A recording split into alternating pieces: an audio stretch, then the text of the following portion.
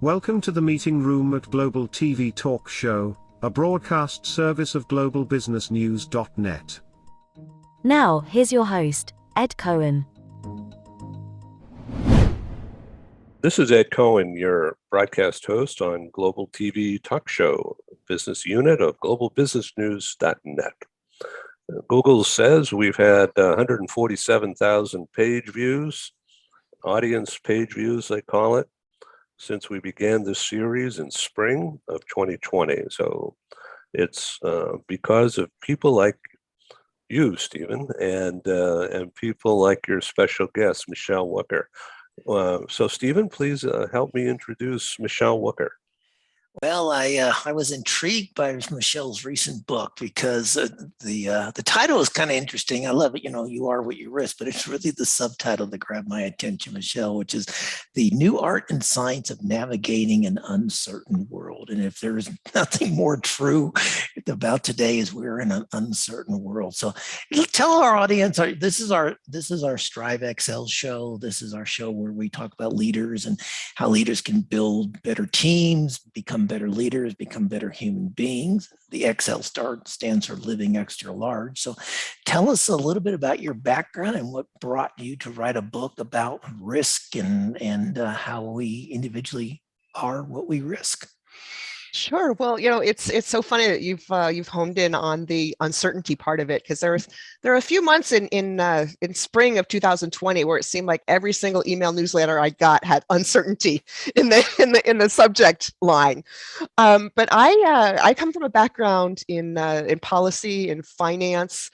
I started my career as a journalist, and now I'm a strategist, strategic advisor, and speaker and author. I'm really focused on trying to get people to do a better job of paying attention to the risks right in front of them. My third book, The Gray Rhino, came out in 2016 as a way to talk about why some leaders see the big scary thing coming at them and do something about it, and other ones don't. And I've developed that. The new book is sort of a mirror image to the Gray Rhino. And I still do a fair amount of work on policy, a lot of work on climate change, a lot on financial crisis, but also work with trade groups, with companies, and even with some policymakers on helping them to do a better job of taking a fresh look at the Gray Rhinos in front of them and understanding where they're doing a good job at responding and where they could improve. So I see on the bookshelf behind a Chinese translation of the Gray Rhino. Is the Gray Rhino in China a revered animal? Yeah, well, actually, the one up there is interesting. It's the edition of the new book. In fact, I'll put it up close to see if you can see it, because this is really cool. They took fingerprint and superimposed it over the Gray Rhino. And the title, the big letters it's Gray Rhino 2. It's the sequel to the Gray Rhino. And the book came out in China in 2017. And it was funny. My publisher had either forgotten to tell me or the email got lost. I knew there was a book coming out in Taiwan, but I didn't know about the China mainland edition until they asked for a video to be portrayed in 80 bookstores in China. And so the book had been out for about 3 weeks, and I emailed my editor to be sure she got the video. And she says, yes, you'll be happy to hear the book's already in its third printing, 30,000 copies. And I had to email her back, is that with 4 zeros, 30,000? She says, yes. And it's actually about, 10 times that now. So it's been very influential in China in government financial risk policy. And it's amazing. The last time I was in Beijing, I was having breakfast in my hotel, and I could hear someone talking about Hui Xin Yu, which is Gray Rhino in Chinese. They know who I am. Wow. So I wonder if they think Taiwan is Gray Rhino. Well, it's such an interesting question. The new book is actually about to come out in Taiwan in a couple of weeks, and it's such a Gordian knot of an issue. But the way they really use it in China is to frame financial risks, and you may have seen Gray Rhino in the news quite a bit over late summer and early fall around the real estate sector in China. since 2017, the government has been very publicly saying real estate bubble is a big gray rhino. And fall of 2020, their top regulator came out and said this is really big. He also mentioned the fintech industry was a big deal. And of course, we've seen a lot of very active government policies to reduce financial risks in both areas. So if you were to do a search for gray rhino in the Chinese media, it would probably be a pretty good index of what the Chinese government and what Chinese businesses are worried about. You could even do your own little, gray rhino index. As you can see, audience out there, this is unrehearsed, but boy, that was a really good response. Thank you. Yeah. Stephen? Oh, when I heard her talking about Gray Rhino, the words Motorola, Kodak, Sears, and Roebuck just jumped in front of my eyes. And when you mentioned people who are leaders who were staring change in the face and decided not to do anything about it, and Blockbuster as well. I mean, I recall Blockbuster could have bought Netflix for a few $100 million at one time, and I think there's one Blockbuster outlet remaining in North America, and that's in Oregon somewhere. So why? What happens? What happens? Why do people freeze when they see risk, or is that even the right terminology? It's really interesting. The first book, The Gray Rhino, is about the different stages, because that question obviously is important. What are the obstacles at each stage? Why do people not deal with things? And how do they get to the next stage? It's sort of a 5-stage framework. Denial, which is obvious. It's actually a very human response. But sometimes people take advantage of the fact that other people deny things and use it to pursue their own interests. The second is muddling. It's where you say, yeah, the problem's here, but here are 52 reasons why we can't do anything about it. Like, you hear this a lot in the policy world, where people think that if you want to sound smart, you have to talk about all these obstacles and use big words ending with ism and things. The third one is diagnosing. And that's really the nitty gritty. There's an analysis of what kind of gray rhino is it? Is it fast? Is it slow? Is it close? Is it far? What other gray rhinos is it connected to? Who's got the power to do something about it? What power do you have personally? If you don't have it personally, who do you know who's got the power to do something about it? Fourth stage is panic. I like to tell people to shoot for urgency before it gets to panic. And then finally, action, which is not just the action you're taking, but tracking it and making sure that you're having the results that you want. Coke is such a great example of this. So summer of 1985, I was in Germany, and that was the summer that they introduced new Coke. And so I sort of lorded it over my friends back in the States because we didn't have to drink this terrible stuff. But Coke had done all the right things. They had focus groups, when they saw that Pepsi was gaining market share, and they changed the formula, they introduced it. And of course, it's always talked about as a big marketing failure. But the truth is, their pivot, I mean, it was a great mistake to have made, to not understand just how powerful your brand is. And that move actually strengthened their brand. And you look a few years later and their market share had actually gone up. And they had to do a really big pivot. They took the action. It didn't have the results that they thought. And so they had to change things. And that's a really, really important part of action. So there's the, different stages. There could be psychological obstacles. There could be incentives in the way. There could be the lack of a plan. In some cases, there is no ideal solution. It's just least worst solutions. And the new book kind of flips that. It's not looking so much at the events, what it is about the timing of the events that makes it hard to respond, but at psychology, at culture, at values, at the things that are intrinsic to individuals, to organizations, and to governments. What is it about why different people are making risk decisions the way that they are? Yet as individuals, on our personal lives, we all like change, right? Particularly here we are, January 20th, we've all made New Year's resolutions. We're all going to make changes in 2022. And yet when we step into the hallowed chambers of an organization, we tend to not want to change so much. Why is that a contradiction in human nature, or is it just ironic? Well, I think every person and every organization has a different tolerance for change and for uncertainty. And in the new book, I just develop a concept called the Risk Fingerprint, which is a combination of things you can't change, like the whorls and arches and loops in your finger, which is why it's such a good biometric identifier. The experiences, which are things that you can't control. You can put yourself into good positions in the future, but those past experiences, like cutting your finger or burning it on a flame, that's going to affect the fingerprint.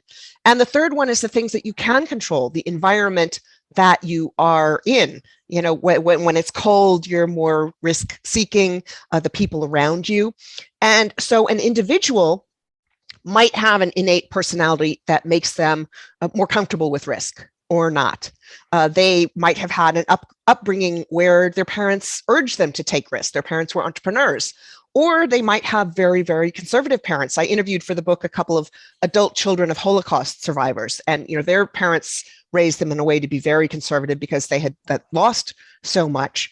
And then the final part is, the habits, our self-awareness about why we're making the risk choices that we are, the people we surround ourselves with, the knowledge that we seek, the temperature of the room, as I mentioned, and even surprising things like the tempo of the music you're listening to, or whether you had spicy food for lunch or not yet, and whether you like spicy food or not, that will actually change your risk preferences. So you bring all of these together, and there's something similar for organizations or for countries. It's, what is it in the DNA of a company?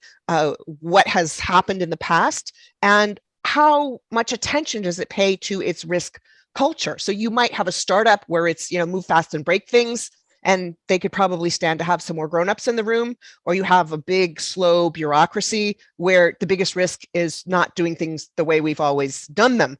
So every company has its own risk fingerprint. Every leader has their own risk fingerprint, and the people around them have their own risk fingerprints. And being aware of that gives you such a powerful tool for your own growth, your own decisions, and for your leadership journey. So let's go back to Coke for a second. Okay, so I'm here in San Diego, and there's a pizza joint called Pizza Nova, okay, which is in Point Loma Harbor, which is upscale, nice place looking at a lot of boats. So when I go there, I have their lunch special, which is a small pizza, a margarita, and their house salad, and it's special dressing. But I order the Mexican Coke. With real sugar. Real sugar. And I know about this. Terrific, all right? But they stopped promoting that, but you have to know where to get it. And wow, it's a great taste. But on the same scale of product development and how to label it or what to do in order to find a niche marketing, right? Find a niche and then penetrate it. So Coke Zero is also one of my favorites, but not every place has it because there's no sugar. Okay, so here you have the Mexican sugar, which is really good and sweet. And then you have Coke Zero, which to me tastes just fine. Okay, as opposed to the US Coke, regular, and Diet Coke, which is yuck to me. So, it's all the branding. So, Stephen, am I wasting time here or what? No, it's funny. My background was marketing. I was vice president of marketing at Citibank in Singapore. When Michelle mentioned that, at Coca-Cola time, I did the same thing. We had the original Cokes in Singapore for a long time, and we used to laugh at my American colleagues as well. So I still got the good stuff over here, but the brand is so powerful, and a lot of people don't realize that. Michelle's right that Coca-Cola learned a huge lesson about the power of the brand. The other lesson they learned, as much as they did all this blind testing, they did not research, at least to my knowledge, loyal Coca-Cola drinkers like myself, who would have said, if we wanted something that tasted like Pepsi, we'd go buy a Pepsi. I mean, I've spent most of my life. For instance, I love Pizza Hut, but I will only buy Pizza Hut pizza for takeout. because I don't want to drink a Pepsi in the store. So I'll buy my Pizza Hut, I'll order it, I'll go pick it up, I'll take it home, and I'll open up my can of Coke and enjoy my Coke and my pizza. So we're, as individuals, we're all different, but that brand loyalty can be so strong. And when people start taking risk with that, they start screwing around with that.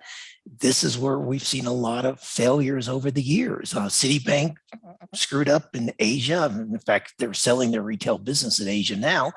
Motorola did the same thing. They thought that the flip phone was going to be so good. Apple obviously knocked them out of the market along with Nokia. So it's just interesting how, that's why I want to talk to Michelle, is how individuals evaluate these kind of risk and how much bias, and sometimes it's that bias for action.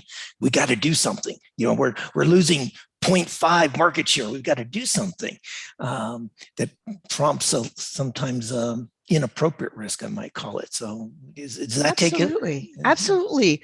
Well, that looking at market share and things goes to the incentives and then the KPIs, the key performance indicators that somebody is aiming towards. Or you look at the incentives for CEOs that when they're making decisions about the company, they are looking at share price performance instead of long-term value. And so in many cases, the incentives are not right there. And the other part of that about flagging risks and flagging opportunities is so dependent on the corporate culture. You hear about Bridgewater, encouraging employees to come out and say the things that people don't want to say. If you're an employee and you don't feel anyone's going to listen to you, if you say, what about this, hey, what about this ignition switch problem that might kill a bunch of people and cause billions of dollars of damage for our company? If you don't feel that you can say that and it's going to be listened to, or even worse, if you feel like if you do say something, you are going to be punished, that's not a great risk culture. And simultaneously, if people say, hey, here's an opportunity. Hey, I'm at Kodak. Hey, look at this digital photo thing. This is amazing. But the brass says, well, we've still got this revenue stream from the old thing. We want to milk that for as long as possible. And we don't want to cannibalize that, forgetting the fact that other people are going to cannibalize that. I think that's a big difference between these legacy corporations, the ones that are the big bureaucracies, and the startups, which will look and say, hey, the big risk is not leaping on this opportunity. It has to do with fear or not. I'll throw at you, Michelle, so get your reaction here. I would advocate right now that one of the biggest risks organizations are taking is thinking they can go back to the old normal, that they can go back to buying people's time 8 to 5 and dictating how you spend that time 8 to 5, where you spend that time 8 to 5, not realizing that the pandemic has taught us that we have responsibilities outside the workplace, not just lives outside the work, but responsibilities. Back in the 80s, if you took a personal phone call at work, it was like, oh my gosh, he's got a personal phone call. He shouldn't be doing that. I went and got my hair cut one time in 1978 in Texas. And I came back during the day, and a friend of mine looked at me and said, did you get your hair cut? I said, yeah. And he says, on company time? And I said, it grows on company time. It didn't right fit the Texas culture, quite honestly, in 1970 to have that kind of an attitude. But anyway, I kind of went off track there. But do you agree that might be one of the biggest risks organizations are taking? And that's one of the reasons we're seeing the Great Resignation happening for the last 4 or 5 months? Absolutely. And I've spoken with clients about this a couple times recently. A week or two ago, I saw a headline that 48%, give or take, of Americans were thinking about changing their jobs. And of course, we had, several months in a row of record people leaving their jobs and going somewhere else. And you see some of these articles saying, well, people are taking bigger risks because of the pandemic. And that's not the way I see it at all. It's that they have changed the way they see risks. They've re-ranked their priorities and risks. They see the bigger risk as staying at a job that they don't like, where they don't feel they're productive and making a contribution, and a lot of these people taking new jobs are taking better jobs. And in particular, you see a lot of the biggest loss is the sort of the lower level jobs where that's another risk calculation. They're like, I don't want to risk going someplace where the customers are going to threaten me if I ask them to wear a mask, and I don't want to get beaten up. And it's, the compensation for the risk that I take going to work is not enough.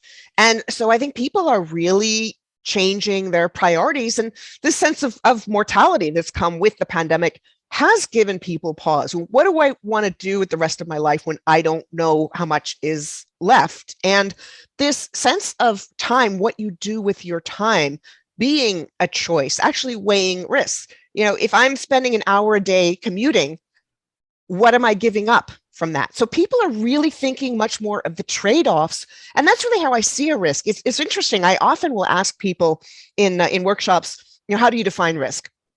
And I get a completely different set of responses depending on the kind of audience, and they fall into three buckets. One is peril, loss, danger, and the other one is opportunity, gamble, adventure. And there's the one that I like the best, which is, well, it depends. There's a component of both in each case. And people come to a particular risk with a bias. And if you know that you tend to love the idea of taking a risk, that you tend to associate it more with a positive bias, well, maybe you need some people around you who can offer a different perspective. And likewise, if you're the shrinking violet, who can you have around you who will help you to take more of the quote unquote, good risks, and help you understand that sometimes just sitting still is actually a bigger risk than doing something that maybe is a little bit scary and that you're afraid of, but could be a very positive change. So, Michelle, this is not a political show. It's all about business. But what's going on in the U.S. today, particularly with masks? I don't know whether you saw the headline in the last hour about an American Airlines plane from Miami to London turned around in flight and came back because of an altercation of some kind. Passenger refused to wear a mask, the only one, and they turned around the plane and flew all the way back because of that. Now, another parallel is the vaccines, and some people proudly saying, I'm not getting the vaccine for whatever the reason, and they wind up dying or infecting somebody else who they didn't really want to infect. And that's causing a divide in society, which is frightening. What do you think? It is. And so many thoughts on this. First of all, on risk calculation. Obviously, you see a huge political divide in how people calculate risk around the virus. Pew Research did a study of 14 countries, and the US was one of the worst in terms of political polarization, like by many, many, many points. And that's sort of scary because, risk is subjective. We have this idea that there's quote unquote objective risk, a probability that you can calculate. And maybe that's true for the weather or, actual actuarial tables for insurance. But in real life, people perceive the same risk very differently, and they respond very differently. Interestingly, there's some other research from the Risk Policy Working Group that shows that how risky you see the virus as being is not the biggest indicator of whether you wear the mask and social distance. This research was done before the vaccines were available. They said it was that you were getting messaging that there's something simple that you can do yourself every day that is effective. And it's the messaging about what you do about the risk. And I think in risk management in general, there's not nearly enough focus on what do we do when we're responding. And that's really what the Gray Rhino and You Are What You Risk are about. What goes into why you respond the way you do when you see the Gray Rhino in front of you. The other part of that goes to risk communications and staging. There's a German sociologist, Ulrich Beck, who I quote extensively in the new book, who talks about risk staging, that people with means of communication, governments or groups, will portray certain risks as higher or lower for whatever reason. I mean, obviously, if you're a tobacco company, you're going to downplay the risks of cigarettes. If you're a fossil fuel company, you're going to downplay the risks of climate change. But if you're a politician, say, you are going to emphasize the risks of terrorism, or whatever it is, or of the other group that you are fighting against, the political opposition. And we're seeing a lot of that, and it's very concerning to me for the political, but also for the economic stability of the United States. That I just read a poll that that some huge percentage of Americans see members of the other party as a threat, and that's a really frightening thing, because we're all confused about what the biggest risks are. And to me, the biggest risk is that we're wasting so much time on this nonsense that we are not pulling together to aspire to something. I mean, you think of like the 40s and the 50s. You have very united America, where people saw the benefits of cooperating and coming together and aspiring. And to me, it's that opportunity cost that's really a huge danger to us right now. People are not recognizing. So true. And even, you could, I don't know whether, I'm not smart enough to know whether Putin's going to invade Ukraine or not, but it's certainly being portrayed as a risk to take our minds off other things right now. So as you say, from a political standpoint. So is there a cultural, I know the air is a cultural component of individuals and how they weigh risk. How would you factor that? Is it a small component individually, or is it a large component? And by culture, I mean whether it's a national culture or a societal culture, religious culture, whatever you're bringing up. How big of a role does that play in individuals and how they perceive risk overall? Culture plays such a huge role, and that goes down to values.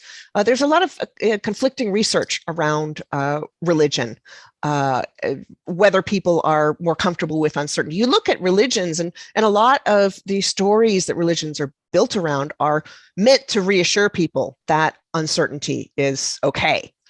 And so, people who turn to something, some people who have a strong faith can deal with uncertainty better than others.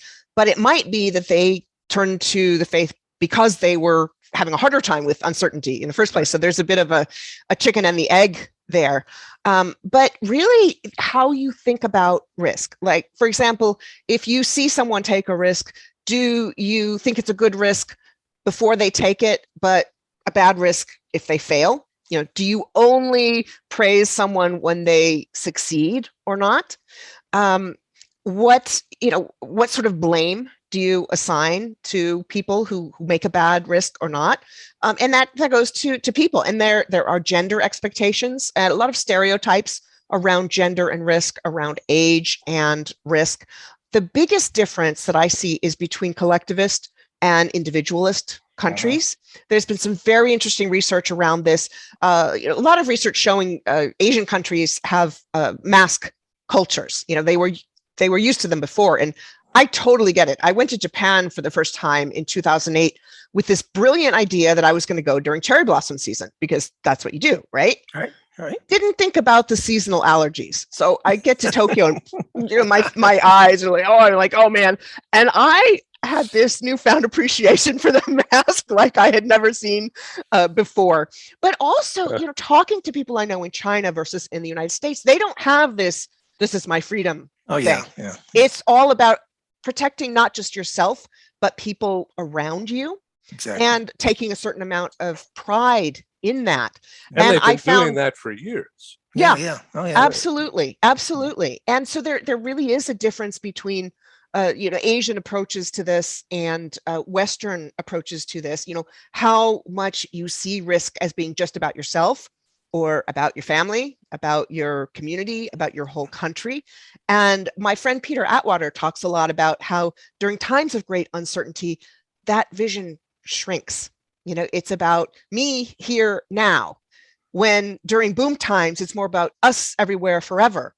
And unfortunately, what we need and what we're shying away from during the pandemic is this sort of us everywhere forever. You look at all the countries that don't have enough vaccines yet, and that's contributing to the growth of more more variance. And so we really need a mindset shift. And I think when you're thinking about something as we're all in this together, which is the messaging that New Zealand used, by the way, and they did a very, very good job. Getting that idea back to the United States, I think, is the biggest contribution that we could make towards getting past this mess that we're in right now. So we have 7 or 8 minutes remaining.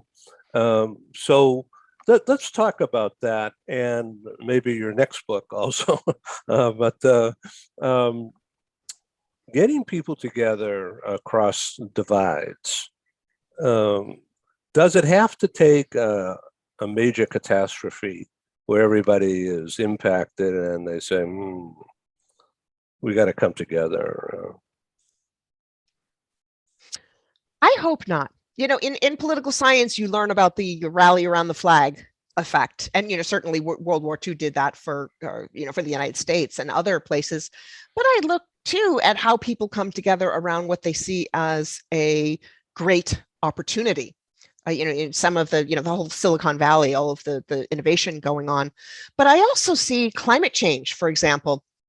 I get asked a lot by the Chinese media, where can the US and China cooperate? And this existential threat to everyone around the globe is, I think, a great opportunity for collaboration between countries that are having some tensions right now. And I think that could be, if more and more people recognize the importance of it, I think could be a great rallying point.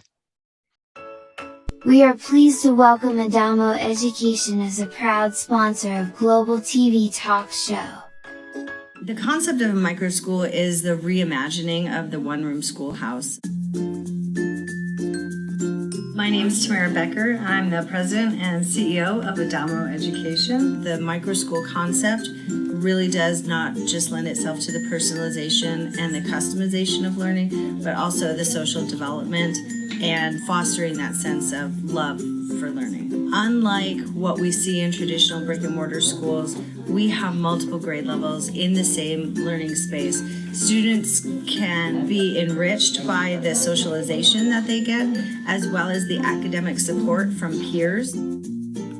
What differentiates Adamo is the fact that we are taking the best pieces of brick and mortar, of digital, and then at-home learning. Students here can come 5 days a week. They can come 4 hours a day. It will really just depend on what is best for the student and for the parent. To enroll, just reach out via phone, text, or email, and we'll have that personalized conversation, and we'll be able to get you all set. Check us out at adamoeducation.org.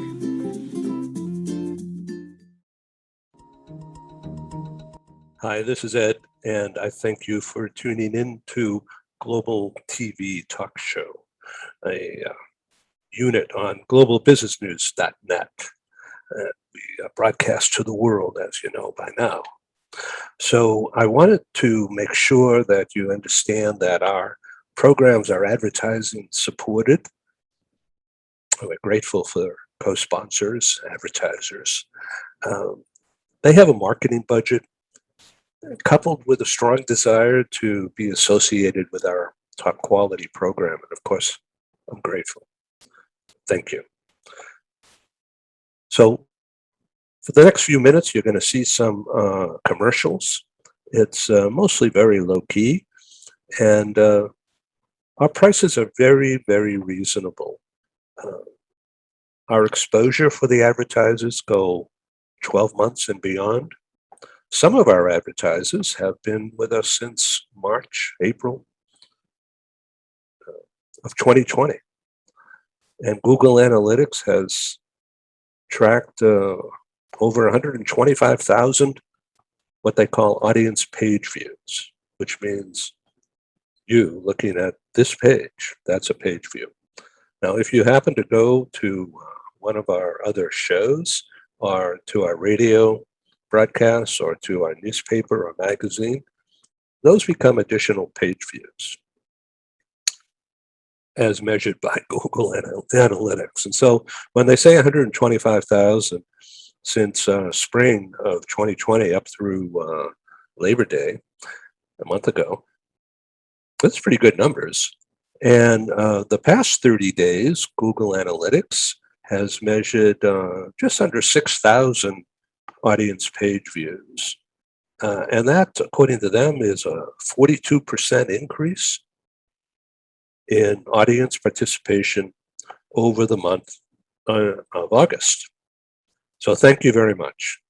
Well, here's our advertisers, and we'll be back in just a couple of minutes or so, and we'll proceed with this interesting conversation. Thank you. This episode from the meeting room of Global TV Talk Show is brought to you by The Bridge School, the accredited international online private school of choice, at bridgek12.org. Porch Light Rental and Destination Services. Reduce your renter lump sum or managed relocation costs. Visit them at porchlightrental.com. And by airs.com. With our full range of services, we can help design and manage your international relocation. Find us at airs.com. Primestone Partners, featuring corporate, government, and developer housing solutions, as well as senior-level advisory services. Find them at primestonepartners.com. And by International Auto Source. We are the vehicle experts for expats, featuring all major brands of automobiles with flexible solutions and financing. On the web at intlauto.com. Become a global player in your field. Cross Culture to Go provides virtual support for your global business and career success. We can help you thrive in 140 plus countries and markets. On the web at crossculturetogo.com.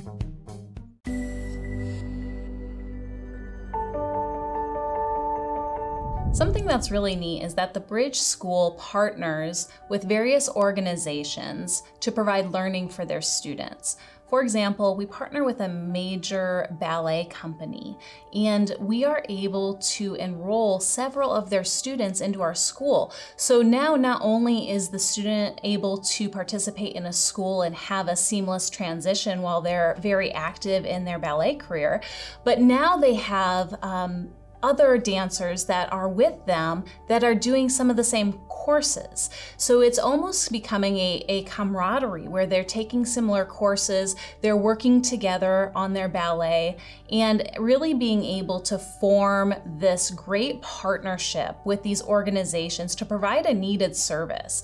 A lot of times there are student athletes who will spend hours and hours at the gym or at the basketball courts, wherever it is. And if they're attending a traditional school, they're in school from 8 to 3. They get a quick snack, and then they're at the gym for 3 to 4 hours in the evening. Coming to us and having that partnership, they're able to break that up throughout the day. They can have a morning practice, get some schooling in, have an afternoon practice, finish their schooling in the evening. So there's that flexibility. And additionally, if there are tournaments or performances, it's fantastic because if there's a week where they have shows straight through, they can take that week off of learning and then pick back up when they're done. So it offers this great flexibility. And for the program owners of these sports leagues, it is a win-win situation for them because they see this need. They see this need that their students need to make sure that they are obtaining the grades necessary to be successful adults in our country and in other countries. But it provides them an environment where they can be successful at both.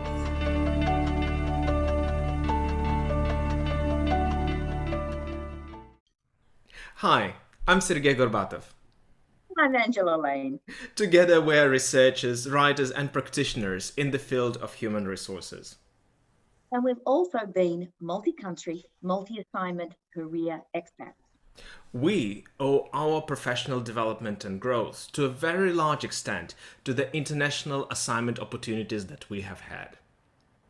But in a world where distributed work may become the norm, we also want to understand what happened to the nature, duration, and purpose of international assignments. Together with our colleague, Julian Dalzell from the University of South Carolina, we're undertaking a study on the future of expatriation. And we'd value your contribution. You can participate in this important study by completing a simple 10-minute questionnaire. Access the questionnaire by typing in your browser tinyurl.com/expert study. That's tinyurl.com/expert study. You can also find the link here on Ed's website next to this video. Thank you for joining us in this study. In return for your contribution, we'll provide you with a copy of our research. And of course, you'll be invited to an exclusive webinar hosted by Ed, where we will share our findings right here on Global Business News. And so please go to tinyurl.com/expat study. Take the survey so that we can better understand the future of expatriation. You mentioned gender a moment ago, and research for one of my recent books, I came across research that showed that under stress, particularly, men are more risk takers, and women The ice bucket. Yeah, women experiment. become more of. I don't know if it was that experiment or not, but women were more conservative about risk. Is that, you see that as well in the research you've come across? Well, it's interesting how it's often described as, more conservative, risk averse, which is a word I hate that word. But I think you're referring to there's an experiment where they had men and women plunge their hand into a bunch of ice and make decisions, and the men took more risks under the stress condition. There's another study showing that in hindsight, looking at decisions, women were more likely to judge a bad decision correctly, as a bad decision. There's also research showing that when men and women have the same amount of knowledge and experience, they are very, very similar. There's some great research done by Julie Nelson in Boston, looking at sort of a meta-analysis of a lot of the past research on gender. And she says a lot of those studies had no or such a small statistical significance, but still the headline was women are risk, the word that I don't like to use, particularly with women, or millennials. So I think we've got a lot of stereotypes that need to be busted. A lot of venture capitalists won't give money to women because they think they, quote unquote, won't take enough risks. I talked for the book to Genevieve Tiers, who a couple years ago was named the woman who had raised the most money in Chicago for SitterCity.com. And she said, she and other women CEOs she's spoken to had to go into fundraising meetings with a man there so that the VCs would think they would take, quote unquote, enough risk. There's other research showing that startups led by women founders are more likely to be successful than those run by men. And there's also research around certain types of risks, like speeding or drinking, and so some kinds of social risks that men are more likely to take. And there are other social risks, like speaking up in a meeting, that women are more likely to be comfortable with, partly because we've dealt with that for our whole lives. I mean, I can't tell you how many times I've been at a meeting and I've been the only woman, and how many women tell stories about saying something, brilliant idea, everybody ignores it, and then a guy 2 seats over raises their hand, has the same idea, and everyone's like, oh, great idea. And if you speak up, you're called aggressive or bossy or whatever. And so there's certain social risks that women will be more comfortable with, and there's certain social risks that men will be more comfortable with. So it's a lot more complicated than most of the headlines that you'll see. So as we come to a close in the next few minutes, to respect Stephen's hard close, Gen Z is reportedly pissed off at us as older people, right? Because look at the world we're giving them. Yeah, and I'm Gen X, and you look at Gen Z with insecurity and uncertainty from the great financial crisis to what we're going through now, and there have been a lot of headlines, unfairly slamming the word that I don't like on millennials and Gen Z, and they are going through an objectively different set of challenges than earlier generations. Lots more student loan debt. They look at the stock market, which I read the other day is up 8 or 9 times from the low in 2009, and just crazy multiples. And they are so they're more likely to pay down loans or to have a nest egg or rainy day fund before they go and invest. Is that risk, quote unquote, the word I don't like? No, it's smart. So there's a difference between risk savvy and the words that are usually slapped onto millennials and Gen Z. And they also have a much stronger sense of purpose. They're interested in going into a job where they know that they can grow, where the company really is not being evil. Looking for different things, different values, different balance between work and life. So it's a different set of priorities of risks, and not necessarily, open to more risk or less risk. It's different. It depends on the risk that you're talking about for each generation. Steven? I love that. All right, so final question then. If you could give me two pieces of advice if I was leading an organization, how could I become more risk savvy? That was a great phrase. Well, first of all, be self-aware when it comes to risk. Understand your own risk fingerprint. What's going into the risk choices that you are making, and what biases might you want to correct for? And then once you focused on yourself, show some risk empathy towards your team members, towards your investors, towards your clients and suppliers, and really understand where they're coming from when they're looking at risk, and also look at the mix of risk fingerprints among your team. If you're a company that wants to see yourself as innovative, do the risk fingerprints of your team reflect that? And not just, you don't want everybody who's really, adventurous and gung-ho. You want a mix. You want the grown-up in the room, and you want the dreamer, and you want everybody in between. So your risk fingerprint and the risk fingerprint of your team, which by extension is your company. Excellent. Well, thank you very much. Tell our audience how they can find you and how they can find your books. So you can find me on Twitter at Wucker, Wucker. My website is thegrayrhino.com. Either A or E will get you there, but Gray with an A will get you there faster. I'm also on LinkedIn, and would love to hear from people. And there are links to the books, both of the books on the sites, or all the usual suspects. I've been plugging bookshop.org recently because it supports independent bookstores, and it's a great place. So Michelle, come back someday soon on Global TV. I'd love to have you participate in another discussion. I would love to, and I have a niece in San Diego and a couple of good friends there, and family in the area. So there's even a chance I might be there in person when that's a thing again. That would be cool. Thanks for being on Global TV, everybody. Thank you, Stephen.